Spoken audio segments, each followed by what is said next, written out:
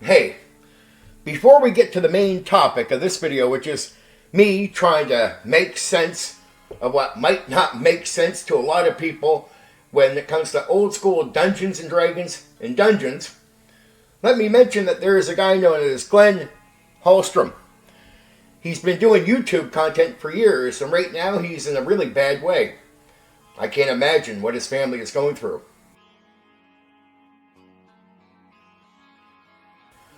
Well, of course, I'm hoping for his recovery. I hope to see him doing whatever he does on here, continuing to have fun and to serve the community like he always has. But we should give him some respect. He's put his time in here, really put a lot of work in. And again, I hope for his recovery sooner than later. I'm going to link his YouTube channel down below. So go over and check it out. He covers modules, games. I think you can find him on Thanko's Hammers podcast. And he even goes on Tanker's Tavern's streams. Definitely give him some of your time. He's given you lots of time. Maybe go give a prayer. Whatever you do to wish him the best. Right? He deserves a moment of your time. Okay, there. I feel good. I wanted to give that a bit of time there to Glenn. I hate seeing what he's going through. Alright, let's move on to dungeons. Old school Dungeons and Dragons. Dungeons were more realistic than you think. Why are there so many monsters just sitting around? That was a criticism. Rooms full of monsters waiting to be fought. Video game logic. What's actually going on? Dungeons are territories, not random encounter zones. Monsters aren't waiting. They're guarding territory, nesting, hiding, feeding. Many creatures avoid each other or exist in an uneasy balance. Old school logic. The dungeon is an ecosystem under pressure, not a theme park.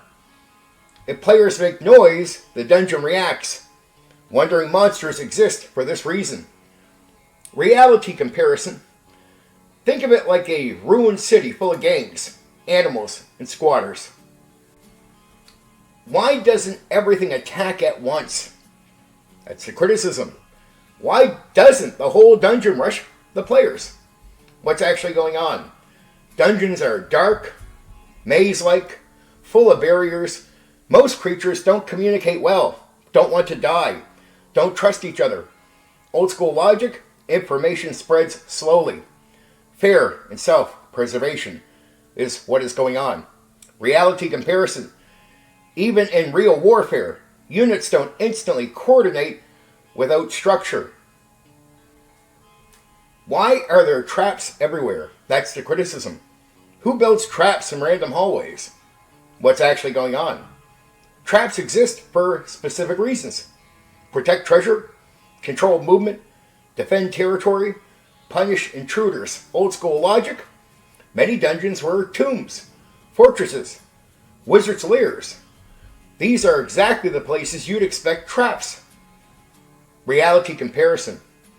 Real castles used mortar holes, collapsing gates, and defense choke points. Why are there weird layouts and dead ends? That's the criticism. These maps make no architectural sense. What's actually going on? Dungeons are rarely purpose-built, clean structures. They are expanded over time, partially collapsed, repurposed for new occupants. Old school logic.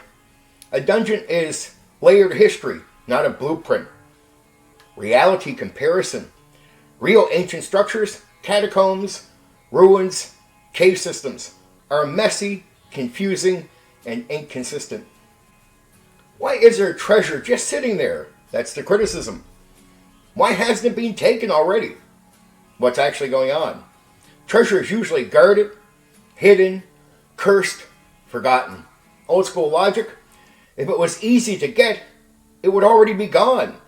The dungeon itself is a filter. Reality comparison. Wealth historically sits in tombs, war zones, dangerous ruins, places normal people avoid. Why do monsters have treasure? That's the criticism. Why does a random creature have gold? What's actually going on? Monsters kill travelers, loot corpses, hoard valuables. Some creatures are intelligent or mimic behavior. Old school logic. Treasure equals evidence of past victims. Reality comparisons. Bandits, warlords, and predators accumulate resources. Why are there multiple factions in one dungeon? That's the criticism. Why would enemies live so close together? What's actually going on? Factions compete, avoid each other, form temporary alliances. Old school logic. The dungeon is political space, not unified control. Reality comparison. Cities and regions historically have rival gangs, competing warbands, power struggles. Why doesn't it have a real economy or infrastructure? That's the criticism. No farms? No supply chains? Makes no sense. What's actually going on? Many dungeon inhabitants don't need human-style infrastructure, eat anything or each other, hunt, scavenge, or magically sustain themselves. Old school logic. Not everything runs on human civilization rules. Reality comparison. Predators, parasites, and scavengers don't farm.